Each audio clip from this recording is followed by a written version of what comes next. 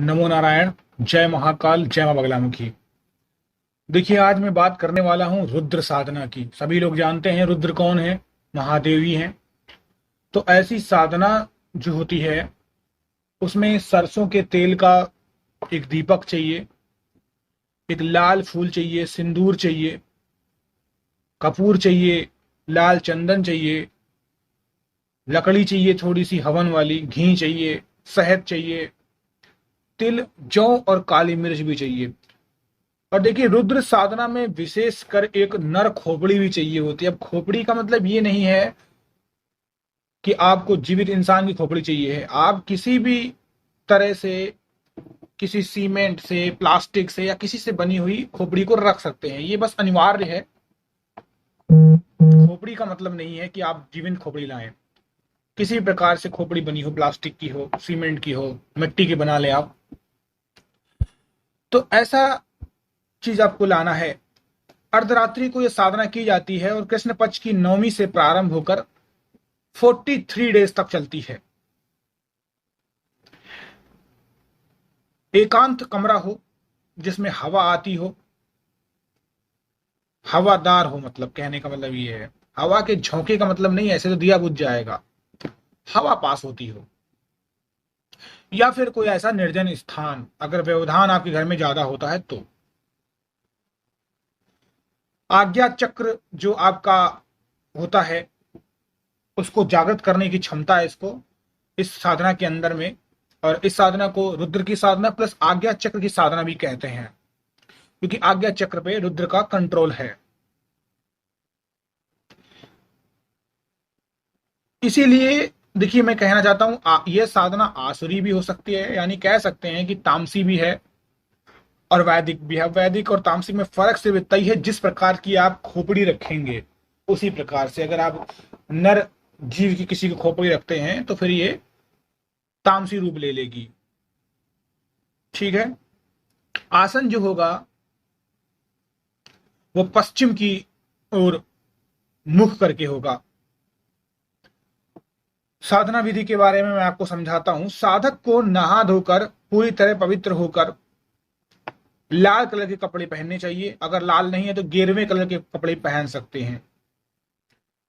फिर उसके बाद धूप बत्ती अगरबत्ती जलाकर सभी प्रकार के मस्तिष्क से, अपने दिमाग से सब चीजें निकाल देनी है और सिर्फ भगवान रुद्र का ही ध्यान करना है, शिव शंभु भोलेनाथ का ही ध्यान करना है।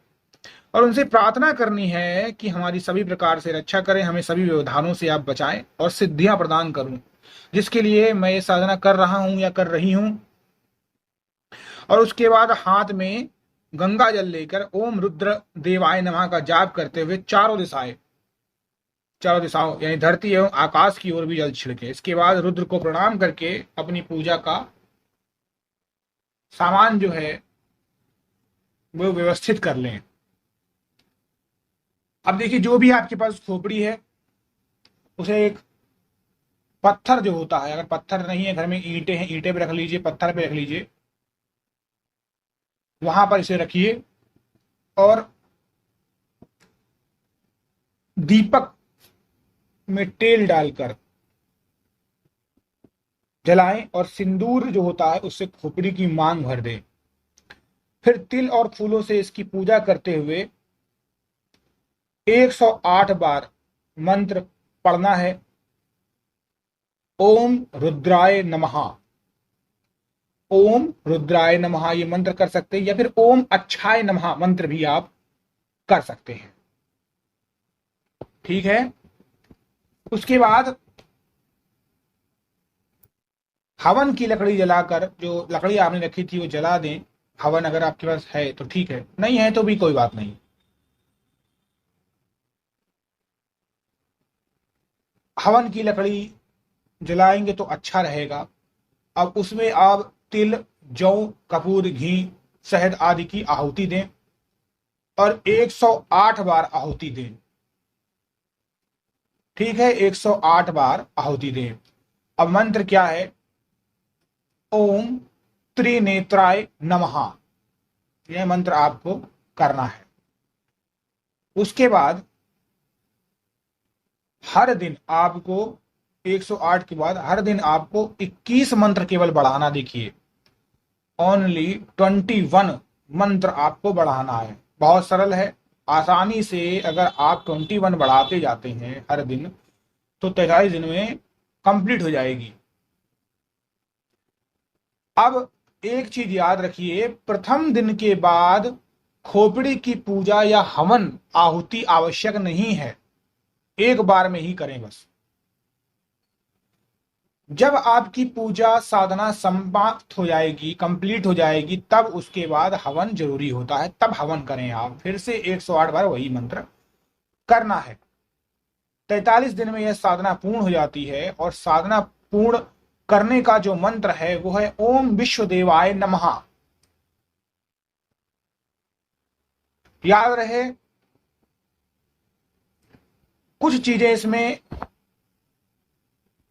समझने वाली हैं जिसमें सावधानी जरूरी है। अगर नेत्रों में आपके जलन होने लगे तो तुरंत प्रयोग बंद कर देना है, फिर अगले दिन से करना है।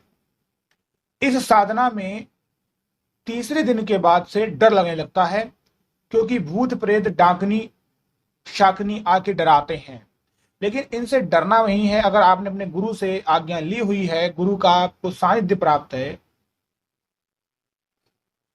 तो आप अपने साधना को न छोड़ें। अगर आप इनसे डरे और साधना छोड़ी तो आपको हानि हो सकती है। एक बार में ही अपने मल मूत्र आदि से निवृत्त होकर पानी पीकर साधना में बैठना है। बीच में बिल्कुल भी व्यवधान नहीं होना चाहिए। याद रहे, कोई आपको डिस्टर्ब ना करे, बीच में आए नहीं, आपको इधर उधर नहीं देखना है, मोबाइल नहीं चलाना है, बात नहीं करनी है। किसी भी प्रकार का अगर आप तामसी भोजन करते हैं और आप वैदिक साधना कर रहे हैं, जैसा मैंने बताया है, तो आपको दिक्कत आ जाएगी। भोजन की मात्रा हमेशा हल्की हो, भोजन की मात्रा हमेशा हल्की हो, ताकि आपको साधना के समय में आलस्य, नींद नहीं आए। कोशिश ये करनी है कि 9 बजे तक अपना आधा भोजन जो आप करते हैं, जो भी आप करना चाहते हैं वो कर लें, लेकिन आपको यहां भूखा नहीं रहना है। ठीक है, भूखा नहीं रहना है। क्यों मैंने कहा ऐसा शब्द? भूखा रहने पर आपका ध्यान अपने पेट की तरफ, अपनी भूख पे रहेगा, रुद्र भगवान पे कम रहेगा। इससे आपकी एकाग्रता में जो होती है वो कमी आएगी। ठीक है, तो ये है रुद्र भगवान की साधना, और यह साधना हमेशा रात्रि में ही की जाती, जैसे मैंने आपको बताया है, अर्धरात्रि। ठीक है, अर्धरात्रि मतलब 12-1 ऐसे बजे से आप करेंगे, आपको सफलता मिलेगी, सारे काम आपके बनाएगी 100%। लेकिन एक बात याद रखें, चाहे आप तंत्र की साधना करें, चाहे आप वैदिक करें, जो भी पराशक्ति है उसका ये अधिकार है कि आपकी परीक्षा ले, क्योंकि कोई भी पराशक्ति आपको इतनी आसानी से सिद्धियां नहीं देती है। और एक बात आप ये भी बांध लीजिए गांठ, चाहे आप ये बोलें कि भोलेनाथ जगत के पिता हैं, चाहे महाकाली को बोलें ये मां है, अगर आप उनकी साधना किसी विशेष विधि विधान के लिए करते हैं और आपका संकल्प उग्र है, प्रचंड है, तेज है, आपको बहुत कुछ उनसे चाहिए होता है, तो वो शक्ति भी बाध्य हो जाती है आपका परीक्षण लेने के लिए। और अगर मां काली और भगवान भोलेनाथ देव हैं, तब ये उसी कंडीशन में है जब आप इन्हें सिर्फ पिता और मां के रूप में पूजते हैं और इनसे कोई भी अपेक्षा नहीं रखते हैं कि ये हमारी ये चीज करे।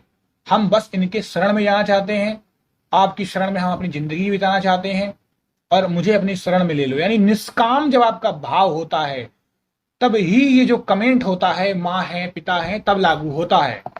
लेकिन अगर आपको कुछ इनसे चाहिए है और आपका संकल्प बड़ा है, मनोकामना आपकी बड़ी है, इसका मतलब कहीं ना कहीं आप जीवन के उस चक्र में घिरे हुए हैं, तब यह माँ और ये रुद्र बहुत परीक्षण लेते हैं। और इनके जो गण होते हैं, जो इनके साइड में जो गण होते हैं, जो इनकी योगिनियां होती हैं, वो तो इससे भी खतरनाक परीक्षण लेती हैं। तो ये बात समझिए, और इसके लिए मैं विस्तार से अपना एक ब्लॉग भी बनाने वाला हूं। आपको ब्लॉग www.ktgyan.com में ब्लॉग मिल जाएगा, वहां आप पढ़ें और जिंदगी को बारीकी से समझें, हर एक चीज। ठीक है, अभी आप साधना करिए, गुरु दीक्षा लीजिए, किसी को गुरु बनाइए, आगे बढ़िए जिंदगी में और सफलता हासिल करते रहिए। नमो नारायण, जय महाकाल, जय मां बगलामुखी।